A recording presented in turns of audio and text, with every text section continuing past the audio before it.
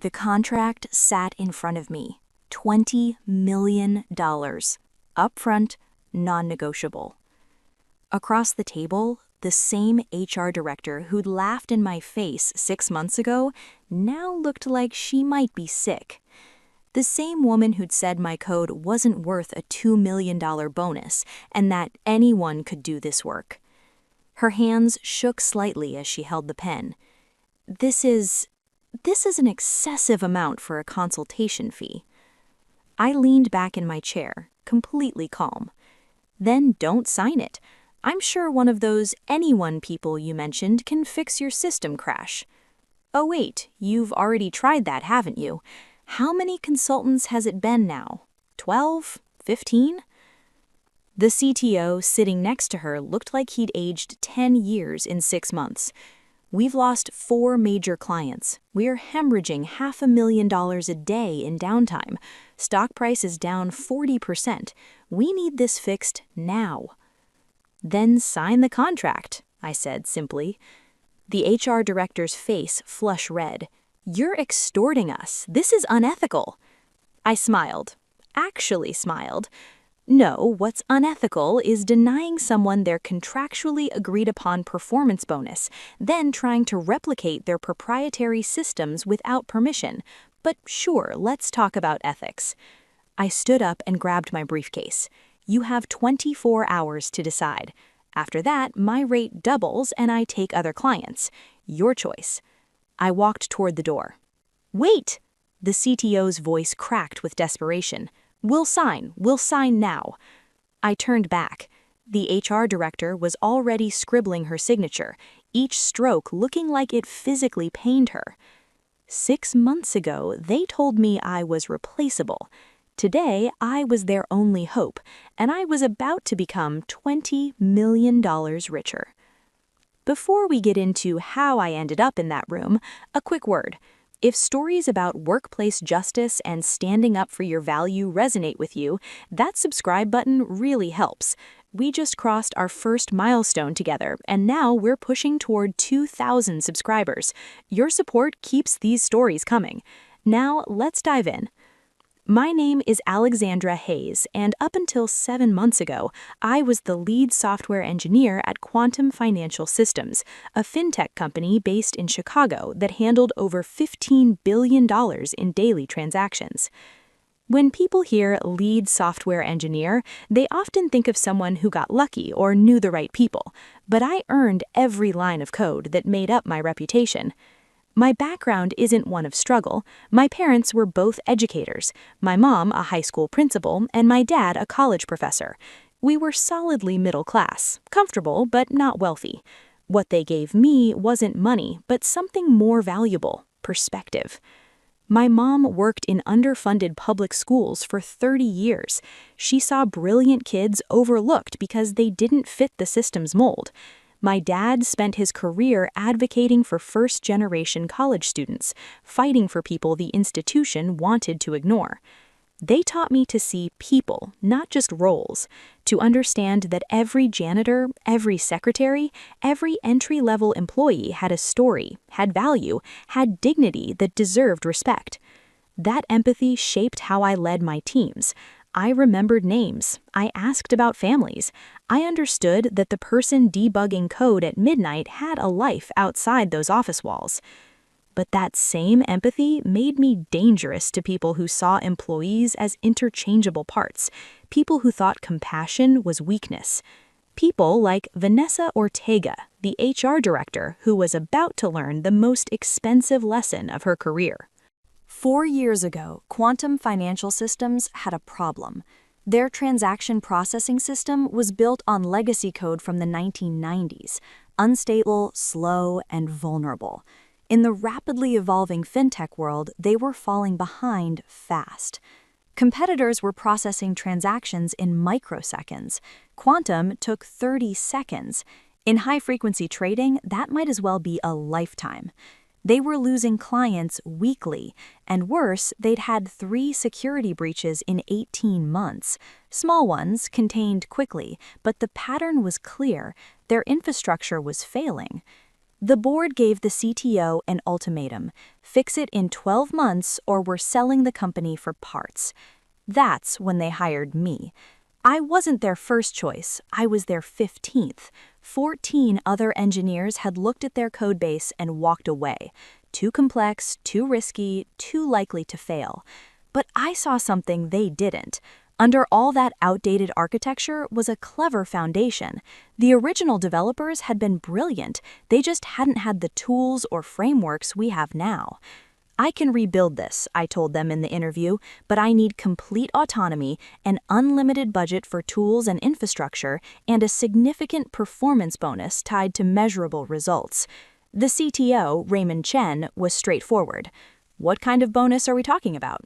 $2 million if I deliver a system that meets these benchmarks: transaction processing under 5 seconds, 0 security breaches for 12 months post-launch, and uptime of 99.95% or better.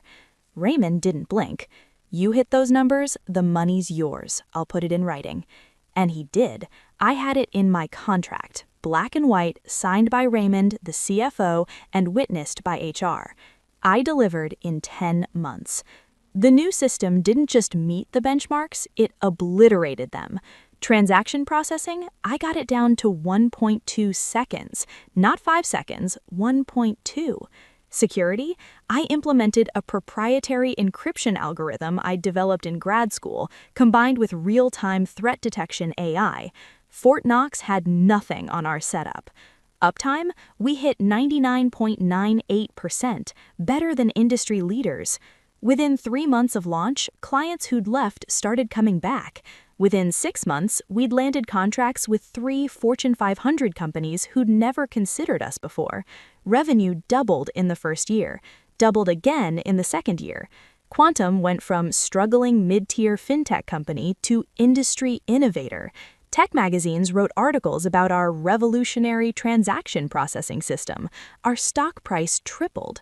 I'd saved the company. More than saved it, I'd transformed it. And I'd done it while building and mentoring a team of 12 engineers, most of them junior developers I'd personally trained, while maintaining a culture of respect and collaboration, while making sure nobody burned out or sacrificed their personal lives unnecessarily. My team was loyal, skilled, and happy. Turnover was 0. Productivity was off the charts. Everything was perfect. Until the bonuses were supposed to pay out. Year 3, I submitted my performance bonus claim. $2 million as contractually agreed, contingent on benchmarks I'd exceeded by every measure. I wasn't worried. The metrics were clear. The contract was ironclad. This was a formality. 2 weeks later, I got called into a meeting with Vanessa Ortega, the HR director. Vanessa was new to Quantum, brought in 8 months earlier from a large consulting firm. She had a reputation as a cost optimization expert, which is corporate speak for finds ways to pay people less. I'd never liked her. She had this way of talking about employees like they were budget line items to be minimized. But I'd avoided direct conflict, until now. Her office was cold and sterile. She didn't offer me a seat. Alexandra, we've reviewed your bonus claim. And? We're denying it. The words hit me like ice water. Excuse me? Vanessa pulled out a folder. Your contract states the bonus is subject to company performance and financial viability. Given our current restructuring initiatives, allocating $2 million to a single employee isn't financially prudent. Restructuring initiatives? The company's revenue has doubled, stock price has tripled. What restructuring? We're investing heavily in expansion. Capital needs to be allocated efficiently. I kept my voice level. The contract doesn't say subject to expansion plans. It says I get the bonus if I hit the benchmarks. I hit them. All of them. This isn't discretionary. Vanessa smiled, the kind of smile that doesn't reach the eyes. We disagree with that interpretation. Additionally, we've had our technical team review your code. Frankly, there's nothing revolutionary here. Anyone with your experience level could have built this system. We don't feel it warrants a $2 million premium. I stared at her, genuinely shocked. Anyone could have built this? 14 engineers walked away from this project before me. I delivered in 10 months what previous teams said would take 3 years if it was even possible. That's your perspective. Our assessment differs. Your assessment? Who exactly on your technical team is qualified to assess my work? That's not your concern. The disrespect was staggering. 3 years of 60-hour weeks, 3 years of innovation and leadership, 3 years of transforming this company from failing to thriving. And this HR director who'd been here 8 months was telling me my work wasn't valuable. I want to speak to Raymond, I said. Raymond is aware of this decision and supports it. That stopped me cold. Raymond, who'd shaken my hand and promised me that bonus, who'd told me I'd saved his career when the system launched successfully. He knows you're denying my contractually agreed bonus and he's okay with it? We're making a sound business decision. How you respond is up to you. I walked out of that office shaking, not with fear, with rage. 3 years. 3 years of loyalty, of innovation, of going above and beyond. And this was how they repaid it? I went straight to Raymond's office. His secretary tried to stop me, but I walked right past her. Raymond looked up from his computer, startled. Alexandra, I'm in the middle of... Did you approve denying my bonus? He had the decency to look uncomfortable. It's complicated. No, it's really not. We have a contract. I met every condition. You owe me $2 million. Raymond sighed and gestured for me to close the door. Look, I wanted to pay you. I fought for it. But Vanessa made a compelling case that we need that capital for expansion, and the board agreed. My hands are tied. Your hands are tied? You signed that contract. And if the company was in the same position it was 3 years ago, absolutely, the bonus would be no question. But we're in growth mode now. Priorities change. Priorities, right. I couldn't believe what I was hearing. So now that the crisis is over, now that I've saved the company, suddenly I'm not worth the investment? That's not what I'm saying. That's exactly what you're saying. When you needed me, I was worth a $2 million promise. Now that you don't think you need me anymore, the promise doesn't matter. Raymond's expression hardened. Be careful, Alexandra. You're a valuable employee, but you're not irreplaceable. This is a business decision, not a personal attack. Not irreplaceable. The same thing Vanessa had implied. Anyone could have done this work. You're right, I said quietly. This is a business decision, so here's mine. I pulled an envelope from my bag, my resignation letter, drafted the moment I left Vanessa's office.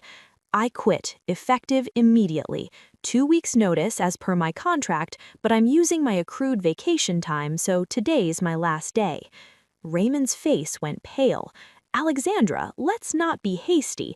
We can discuss. There's nothing to discuss. You made a business decision. I'm making mine. Your team needs you, the system. The system is well documented, my team is well trained, and according to your HR director, anyone can do this work, so I'm sure you'll be fine. I turned to leave. If you walk out that door, don't expect a recommendation, don't expect to use us as a reference. I looked back at him. I have a 3-year track record of transforming a failing company into an industry leader.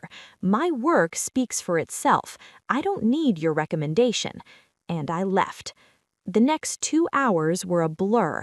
I cleaned out my desk, said goodbye to my team, 12 engineers who looked devastated. Jennifer, my second in command, pulled me aside. This is about the bonus, isn't it?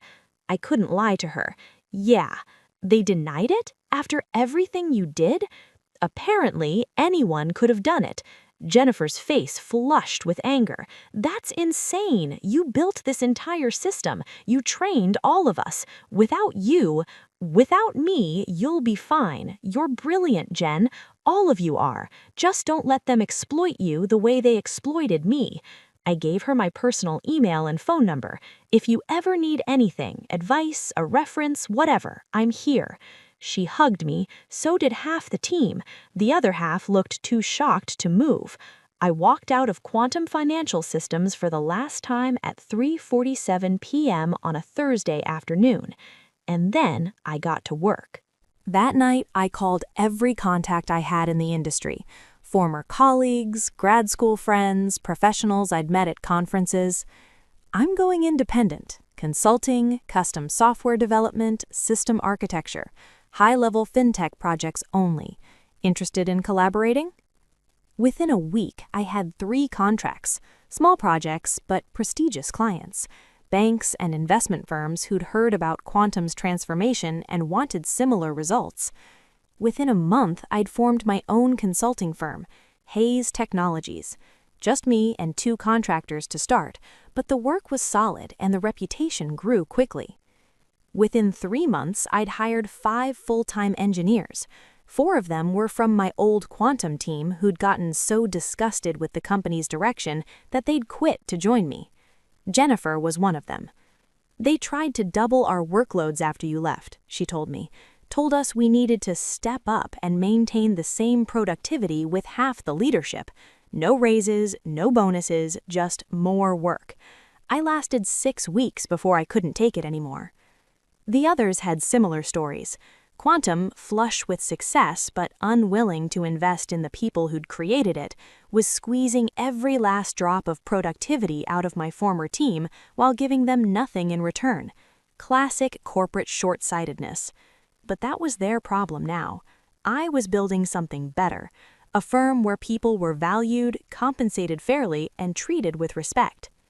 Business was good. Not $2 million good yet, but steady and growing. Then, 6 months after I left Quantum, my phone rang at 2 a.m. It was Jennifer. She didn't work for Quantum anymore, but she still had friends there. Alexandra, you need to hear this. Quantum's system crashed, completely offline. They've been down for 6 hours and nobody can fix it. I sat up in bed, suddenly wide awake. What happened? Nobody knows. The transaction processing system just stopped. Error messages nobody's ever seen before. They've brought in 3 consulting firms and none of them can figure it out. What about the backups? Corrupted, all of them. It's a disaster. Part of me felt vindicated. They said anyone could maintain what I built. Apparently not. But another part of me was curious. I'd built that system to be bulletproof. What could possibly cause a catastrophic failure like this? Thanks for the heads up, Jen. Do you think they'll call you? Not a chance. Their pride won't allow it. I was wrong. At 9 a.m., I got an email from Raymond. Subject line, urgent assistance needed. The email was professionally written, but the desperation leaked through. System down, clients threatening to leave, stock price dropping by the hour. Would I be willing to consult on the crisis? I didn't respond immediately. At 11 a.m., Vanessa Ortega called my personal cell phone. Alexandra, we need to talk. I don't work for you anymore, Vanessa. We don't need to talk about anything. Please, the company is in serious trouble. We need someone who understands the system architecture. I'm sure one of those anyone people who could do my job will figure it out. There was a long pause. I understand you're angry about the bonus situation. The bonus situation where you stole $2 million from me? Yeah, I'm a little angry about that. We'd be willing to discuss compensation for your consulting time. I'm sure you would. Here's my answer. No. I hung up. She called back. I didn't answer. Over the next week, the news got worse. Quantum systems stayed offline. Clients were bailing. The stock price was in free fall. Industry analysts were speculating that the company might not survive. I kept working on my own projects. My firm was growing. I had no obligation to Quantum, no reason to help the people who'd betrayed me. Then I got a call from an unexpected source, one of Quantum's board members, Edward Fitzgerald, old money, venture capital background, one of the original investors. Ms. Hayes, I'm calling because we're in crisis mode, and I've been reviewing what happened with your departure. Little late for that review. I agree. The decision to deny your bonus was short-sighted and, frankly, unethical. I was traveling in Asia when it happened and wasn't part of the discussion. If I had been, I would have opposed it. That got my attention. Okay. I've looked at your contract. You're legally entitled to that $2 million. The company's excuse was nonsense. I want to make this right. Make it right how? The company's crashing. That $2 million doesn't mean much if Quantum goes bankrupt. Which is why I need you to help us fix the system, not out of charity, as a business transaction. You fix our crisis, we pay you the bonus we owe you, plus significant consulting fees. We rebuild the relationship properly. What kind of consulting fees? Name your price. I thought about it for exactly 5 seconds. $20 million. Upfront, plus the $2 million in bonus you already owe me, and I want Vanessa Ortega out, fired with no severance package. Edward was quiet for a moment. $20 million is a substantial sum. Your company is losing $500,000 a day in downtime. You've lost 4 major clients worth hundreds of millions in annual revenue, and your stock price has dropped 40%, wiping out billions in market cap. $20 million is a bargain. And Vanessa? Non-negotiable. She disrespected me, stole from me, and clearly doesn't understand how to value the people who make this company work. She goes, or I don't help. Another pause. I'll need to discuss with the other board members. You have 24 hours. After that, I'm accepting a project in Singapore that'll keep me occupied for 6 months. Your choice. He called back in 4 hours. We accept your terms. All of them. Vanessa is being terminated this afternoon. We'll have contracts drawn up immediately.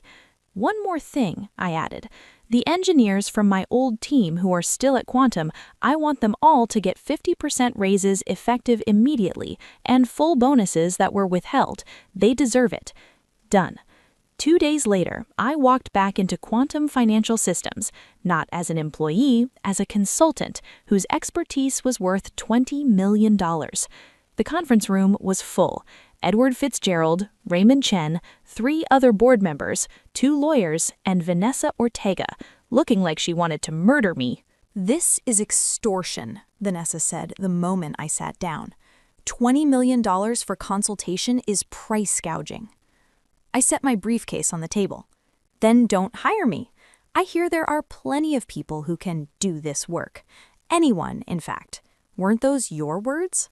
Her face flushed red. Edward cut in. Vanessa, you're no longer part of this discussion. Security will escort you out after this meeting. Your termination is effective immediately. The color drained from her face. What? You can't! We can and we have. Your decision to deny Miss Hayes her contractual bonus has cost this company hundreds of millions of dollars and nearly destroyed us. You're done. Vanessa looked around the table for support. Found none. She grabbed her bag and stormed out, slamming the door behind her. The room felt lighter immediately. Now, Edward said, sliding a contract across to me, $22 million total, 20 for the consultation, 2 for the original bonus, upfront payment within 24 hours of signature, plus the raises for your former team members, everything you asked for. I reviewed the contract. My lawyer had already vetted it, but I read every word anyway. It was clean, fair, everything I'd demanded. I signed. All right, I said, show me what's going on with the system. Raymond pulled up the error logs on the conference room screen. I scanned through them, recognizing patterns immediately. This isn't a system failure, I said after 5 minutes. This is sabotage. The room went dead silent. What do you mean sabotage? Raymond asked. Someone with system access deliberately corrupted the core processing algorithms and planted a logic bomb in the backup protocols. When the system hit a certain transaction volume threshold, it triggered the corruption across all instances simultaneously. Who would do that? I scrolled through the access logs. One name appeared repeatedly in the days before the crash, making changes to code that didn't need changing. Troy Garrison, I read aloud. Who is he? Raymond's face went pale. He's the senior engineer we promoted to lead after you left. He was supposed to be managing the system. Did he work on the original build? No, we brought him in from outside. Vanessa recommended him, said he had experience with similar systems and could replace. He trailed off. Could replace me, I finished, probably for a quarter of my salary. The pieces clicked together. Vanessa, determined to prove that my work wasn't special, had hired someone cheaper, someone who either didn't understand the system well enough to maintain it, or worse, actively sabotaged it out of resentment or incompetence. Where's Troy now? He quit 2 days ago, right after the crash, said the stress was too much. Of course he did. Here's what's going to happen. I'm going to rebuild the corrupted sections, which will take about a week. I'll also implement new security protocols so this can't happen again. But you need to file a police report about Troy. This is criminal sabotage. We will, Edward assured me, whatever you need. I brought in my team from Hayes Technologies, Jennifer and the 4 others who'd left Quantum, plus 2 contractors who specialized in security. We worked around the clock for 6 days. The sabotage was sophisticated. Troy had known enough to be dangerous. But he hadn't understood the deeper architecture. He'd corrupted the surface-level processing code but hadn't touched the underlying framework. Because he couldn't. That framework was based on proprietary algorithms I'd developed. He literally didn't have the knowledge to damage the foundation. We rebuilt the damaged sections, implemented new authentication and access controls, and added monitoring systems to flag suspicious code changes. On day 7, at 3:22 a.m., we brought the system back online. Transaction processing, operational. Security protocols, active. Backup systems, restored and verified. Uptime, stable. I called Raymond. We're live. Start running tests. Over the next 12 hours, Quantum processed 3 days' worth of backlogged transactions. Everything ran smoothly. Better than smoothly. The new security protocols I'd added actually improved performance. By the evening, Raymond was in my temporary office, looking 20 years younger than when I'd arrived. You did it. Again. You saved us. Again. I did the job you paid me to do. Alexandra, I owe you an apology, a massive one. Denying your bonus was wrong. Listening to Vanessa instead of trusting you was wrong. I let this company's success make me arrogant and stupid. Yes, you did. He winced. Fair. Look, I know you have your own firm now and you're doing well, but I want to make an offer. Come back as CTO, name your salary, full equity package, complete autonomy. You rebuild the technical division your way. I considered it. The offer was generous, more than generous. But something had shifted in me over the past 6 months. I appreciate the offer, Raymond, but no. No? I've built something at Hayes Technologies, a culture where people are valued from day one, not just when there's a crisis, where contracts are honored and contributions are recognized. I'm not walking away from that. Raymond nodded slowly. I understand, but if you ever change your mind, the door's open. There is something you can do for me, though. Name it. The engineers who stayed loyal to Quantum through this mess, the ones on my old team still here, give them real leadership opportunities, pay them what they're worth, and never, ever let another Vanessa Ortega near your HR department. Done. All of it. We shook hands. Before I left, I met with the old team one more time, the ones who'd stayed at Quantum out of necessity or loyalty or inertia. You all did good work during the crisis, I told them. You held things together as best you could. That matters. And I made sure you're getting compensated fairly now. But remember, your value isn't determined by whether your employer recognizes it. Know your worth independent of their validation.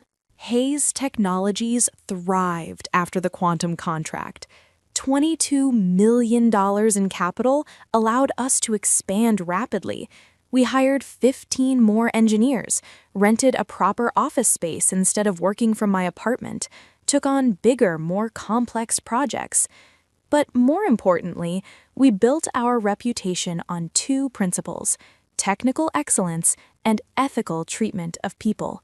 Word spread. Engineers wanted to work for us because we paid well and treated them like humans. Clients wanted to hire us because we delivered results and operated with integrity. Within a year, we had contracts with 8 Fortune 500 companies. Within 2 years, we'd opened offices in New York and San Francisco. Jennifer became my CTO. The other engineers who'd left Quantum with me all moved into senior leadership roles. We promoted from within, mentored junior developers, and maintained a culture of respect. As for Quantum financial systems, they recovered. The stock price stabilized, clients came back, and the company continued growing. Raymond implemented real changes: better HR policies, fair compensation structures, respect for technical expertise. Troy Garrison was arrested and charged with corporate sabotage. Last I heard, he took a plea deal and served 18 months. His career in tech was over. Vanessa Ortega tried to sue Quantum for wrongful termination. She lost. The documentation of her decision to deny my bonus despite clear contractual obligations, combined with her role in hiring Troy, made her case impossible to defend. I never heard from her again. The whole experience taught me something crucial about workplace dynamics and personal value. When Vanessa told me that anyone could do this work, she revealed a fundamental misunderstanding of how value works. Technical skills can be replicated, sure, but expertise, real, deep expertise that comes from years of experience and innovative thinking, that's rare. The ability to not just write code, but to architect entire systems, to anticipate problems before they occur, to build with scalability and security baked in from the start, that's not common. But more than that, she misunderstood leverage. When you're an employee, the company holds most of the leverage. They can deny bonuses, change terms, make your life difficult. You're fighting from a position of relative weakness. But when you're a consultant with specialized expertise and they're in crisis, the leverage flips completely. Quantum could have paid me $2 million when they owed it to me. Instead, their arrogance and short-term thinking cost them $22 million plus whatever they lost in downtime, client relationships, and stock value. The math wasn't complicated. Respect and fair dealing would have been cheaper. But beyond the money, there's a deeper lesson about knowing your worth. For 3 years, I'd tied my value to Quantum's recognition of it. When they denied my bonus, it felt like a denial of my entire contribution. But the truth is, my value existed independent of their acknowledgement. The systems I built worked. The innovations I created were real. The skills I possessed were rare and valuable. Whether Quantum recognized that or not didn't change the reality. Once I understood that, truly internalized it, everything changed. Today, Hayes Technologies employs 43 people across 3 offices. We're on track to clear $50 million in revenue this year. But the metrics I'm proudest of aren't financial. 0 turnover in leadership positions, employee satisfaction scores in the 95th percentile, a reputation as one of the best places to work in tech. We pay people what they're worth from day one. We honor our contracts. We treat everyone with respect, from our senior architects to our office manager. Because I learned the hard way what happens when companies forget that their success is built on people, not just systems and processes. The original team from Quantum, the ones who came with me and the ones who stayed, all ended up in good places. Some still work for me. Some went on to start their own firms. Some took leadership roles at other companies. But we stay in touch, we support each other, and we share the same philosophy: never let an employer make you forget your value. As for me, I still code, still solve complex problems, still build systems that transform how companies operate. But now I do it on my terms, with full recognition of my value and 0 tolerance for exploitation. The $22 million from Quantum, best money I ever made. Not because of the amount, but because of what it represented. validation, vindication, and proof that standing up for yourself, even when it's terrifying, is always worth it. Vanessa Ortega told me anyone could do my work. 6 months later, I proved that nobody could do it like me, and I made them pay, literally, for learning that lesson the hard way. If this story resonated with you, if you've ever had your contributions undervalued or had to fight for recognition you'd earned, consider subscribing. These stories matter because they remind us we're not alone in these struggles. Your support helps this channel grow and brings more workplace justice stories. Thanks for being part of this journey toward 2,000 subscribers.